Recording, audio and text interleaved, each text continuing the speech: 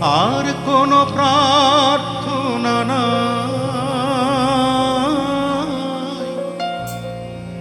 ঈশ্বর আল্লাহ বিধাতা জানে আমি তোমাকে কতখানি চাই।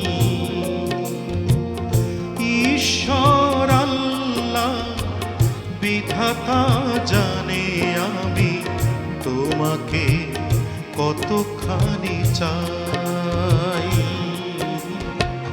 তোমারই প্রার্থনা ছাড়া